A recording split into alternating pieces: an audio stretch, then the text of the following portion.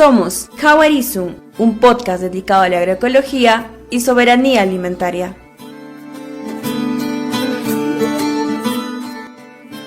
Hola, nos volvemos a encontrar. Soy Alessandra Silva. Y yo, José Luis Ricapa.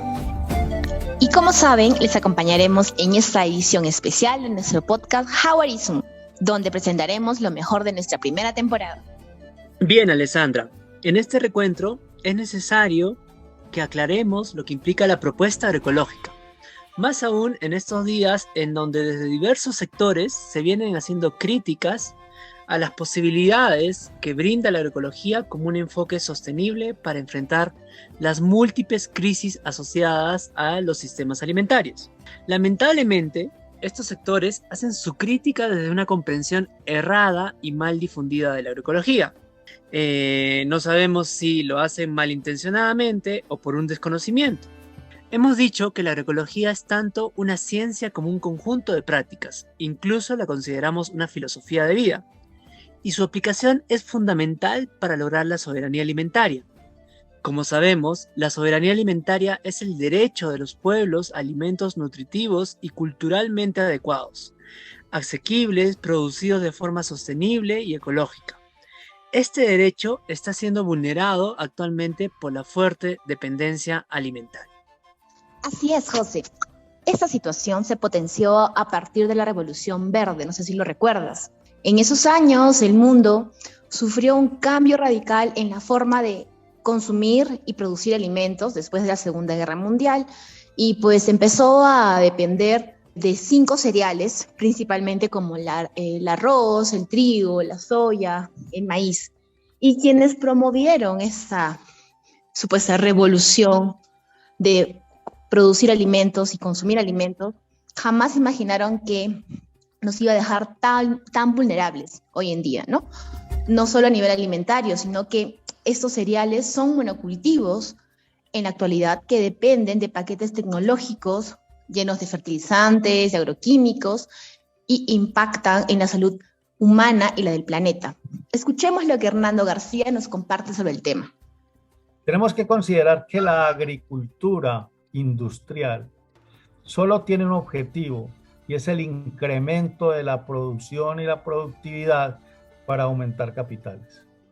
Allí no hay ningún tipo de consideración ni de la vida en ninguna de sus formas, ni de los seres vivos que integramos esa vida y que consumimos esos alimentos. Lo más preocupante de todo es que esa agricultura llegó, se estableció y aún persiste en todos los campos. Esa agricultura permeó a los pequeños campesinos y agricultores del mundo, bajo el pretexto de que la FAO, las Naciones Unidas, la FAO, la UNICEF y todas las organizaciones multilaterales del mundo estaban apuntando a proteger y a eliminar el hambre con esa mecánica, con esa tecnología que ya vemos que es una tecnología y una mecánica que ha fracasado. Cuando la Comunidad Europea empezó a cerrar las puertas a los agrotóxicos, los gobiernos latinoamericanos empezaron a abrir las puertas a los agrotóxicos para que se pudieran, defender y producir, para que pudieran producir en Argentina, en Brasil, ese gran grupo de insumos químicos que mueven, miles de millones de euros y miles de millones de dólares, y que a nuestro pueblo latinoamericano no le quedan sino las enfermedades, la muerte y eso. Lo más preocupante es que aún esto persista dentro de nuestro medio y nuestros territorios. Y solo estamos viendo una alternativa, y es iniciar y mantener la búsqueda de una agricultura para la vida. Bueno, recordando entonces esa entrevista a Hernando, nos damos cuenta que la situación es muy preocupante. Lamentablemente, la pequeña agricultura familiar se ve desplazada por la agricultura industrial predominante, la cual, como indica Hernando, no prioriza la vida. Esto contrasta con la característica fundamental de la agricultura, que debería ser fuente de vida. Por ejemplo, en el rol que han asumido las mujeres en las zonas rurales, donde son ellas quienes se dedican a labores de crianza y cuidado de su familia y de la naturaleza, haciendo posible la vida en todas sus formas y teniéndola como un eje central. Así es, José. Yo digo de que las mujeres estamos conquistando y reformulando y poniendo en valor el trabajo femenino, tanto en espacios agrícolas como en espacios sociales, económicos y políticos. Los y las jóvenes tomamos como ejemplo el trabajo de esas increíbles mujeres del campo. Y bueno, hablando sobre la vida, recordemos a un elemento vital para nuestra existencia, que es el agua. Y este elemento clave para la generación de la vida se suele abordar desde una perspectiva algo limitada. Por eso, nuestra propuesta busca ver el agua desde un enfoque integral y agroecológico, resaltando la importancia de la cobertura vegetal para la captación y retención de agua en el suelo. De acuerdo, Alessandra. Recordemos pues que sin mujeres no hay agroecología y asimismo, sin agua no es posible generar unas dinámicas de vida en los agroecosistemas. Sin embargo, vemos cómo este recurso es desperdiciado en las ciudades, es contaminado también en dinámicas extractivas, en dinámicas industriales, incluso también en las dinámicas del crecimiento urbano desordenado que viene afectando también a las zonas rurales. Y bueno, también recordemos que hoy en día, por esa predominancia o esa generalización que se va haciendo del uso indiscriminado de fertilizantes químicos y pesticidas, también se da una dinámica de contaminación de estos cuerpos, de estas fuentes de agua. Para profundizar un poquito más en este tema, vamos a recordar esta entrevista con Enrique Colmans. Adelante.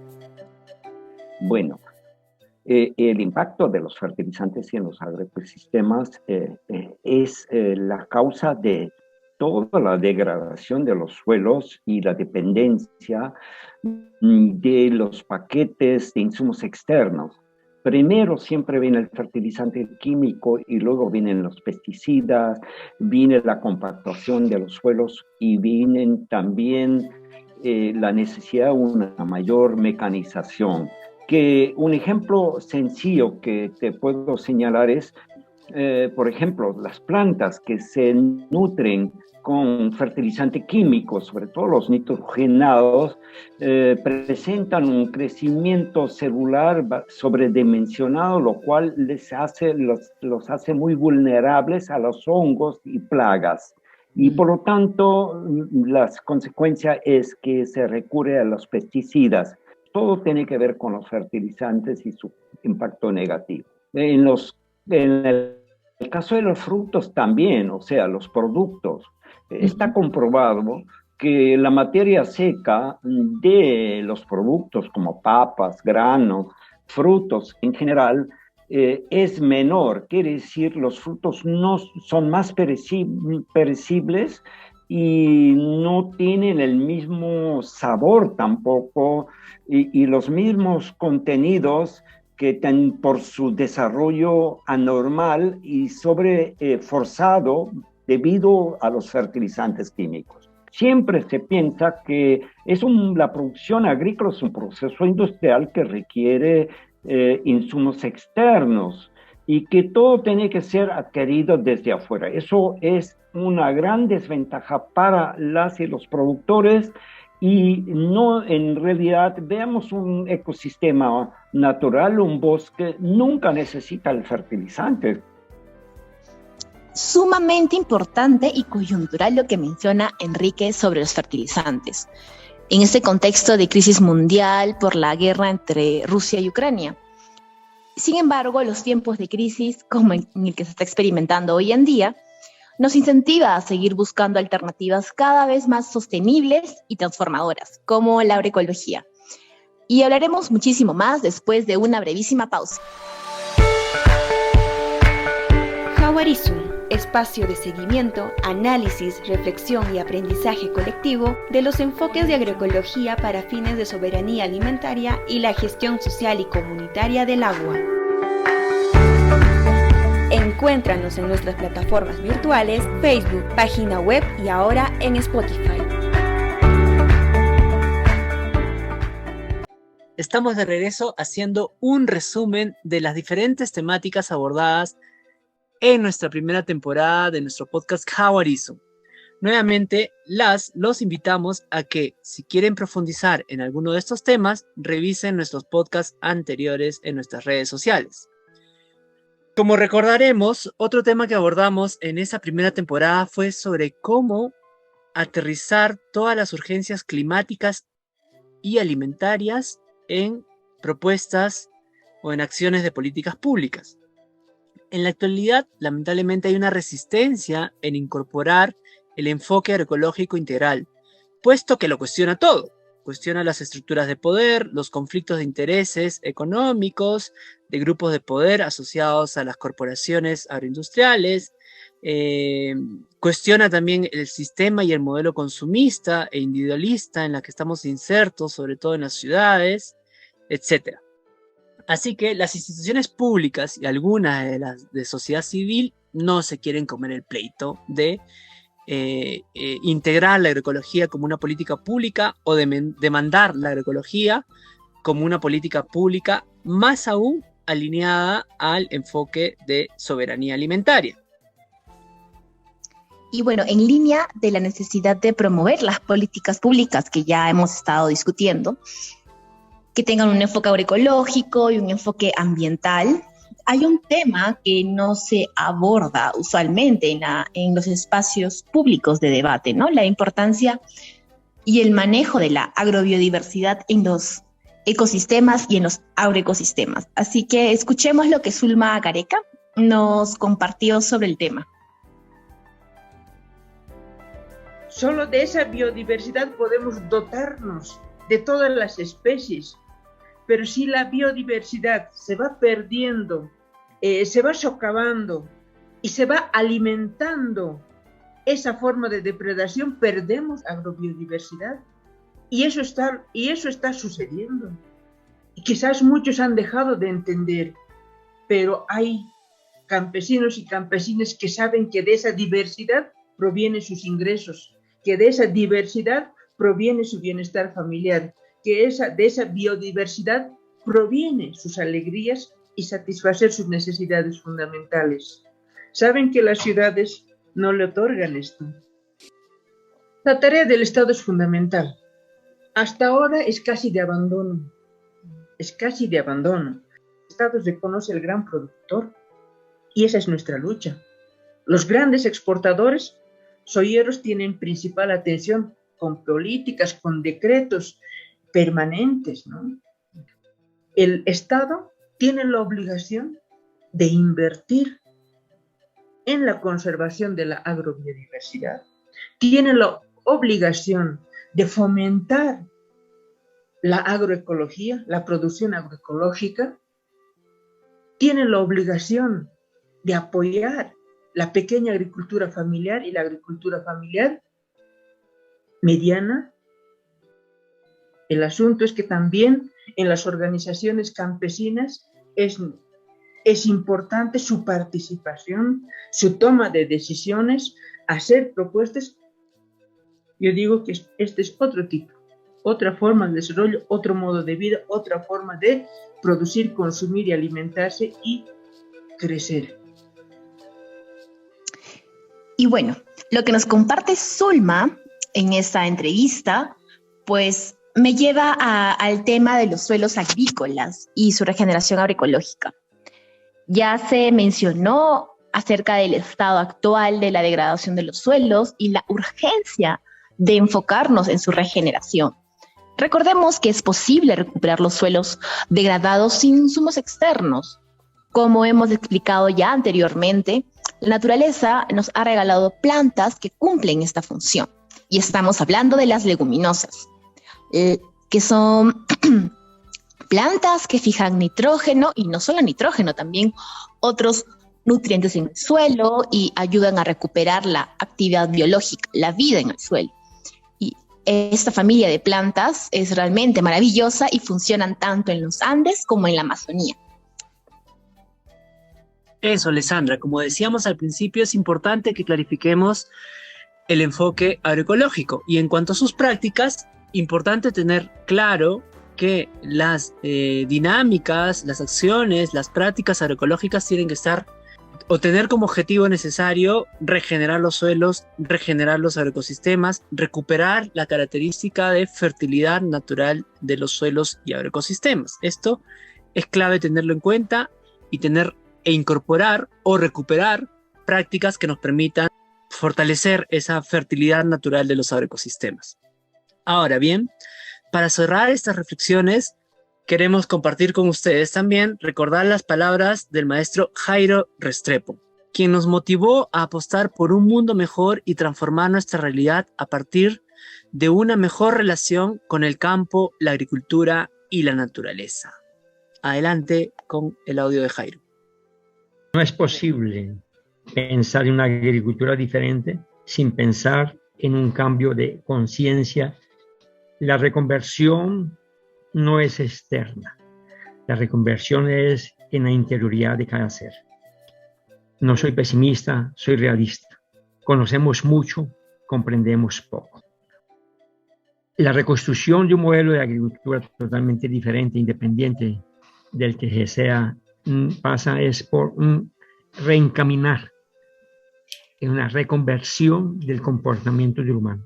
Puede ser una utopía, puede ser que esté lejos, pero tengo fe que puede llegar. La gente confunde evolución del pensamiento con aplicación de tecnologías. Tecnología no es libertadora. La tecnología hoy en día es esclavitud y sometimiento. O sea, no podemos hablar de una calidad de vida si no tenemos nuevamente una calidad en la forma de pensar. Y una forma nueva de pensar automáticamente está vinculada a una nueva forma de reconquistar la nueva posibilidad de alimentarnos. Si no hay una nueva forma de alimentarnos, de nutrirnos con alimentos realmente que vengan de un suelo sano, no es posible tener un pensamiento sano y reconstruir un estómago sano. Si no hay un estómago sano, no hay un pensamiento sano. Si no hay un pensamiento sano, seremos totalmente dominados. Hoy la insanidad, lo insano que son los alimentos, está en función de lo insano que hacemos la agricultura. Lo insano de la agricultura está en función de la insanidad que reviste y cómo tratamos los suelos. Por lo tanto, la reconstrucción del pensamiento humano solamente es posible cuando reconsideremos que suelo y vida es pensamiento, es humanidad y es una nueva posibilidad.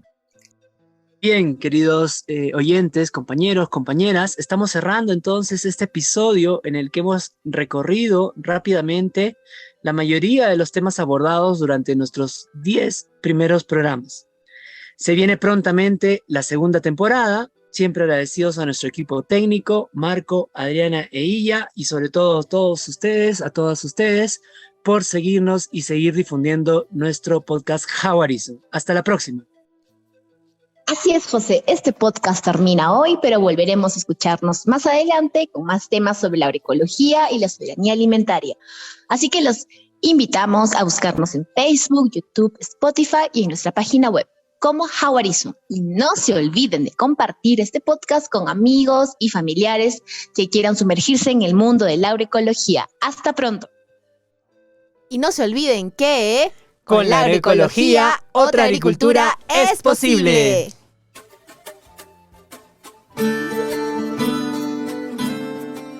Guión y producción, Observatorio de Agua, Agroecología y Soberanía Alimentaria, Jawarizo, en colaboración con Alsacuy Agroecología, Brotherlig Delen, Centro Bartolomé de las Casas, CEPES, Centro Peruano de Estudios Sociales, Colectivo Agroecológico del Ecuador, Fundación Agrecol Andes, Maela, Movimiento Agroecológico de América Latina y el Caribe, SOCLA, Sociedad Científica Latinoamericana de Agroecología, TAXA, Transición hacia una agroecología campesina para la soberanía alimentaria, ITMA, Instituto de Desarrollo y Medio Ambiente, CCFD Francia y Grupo de Investigación STAND de la Universidad de Granada.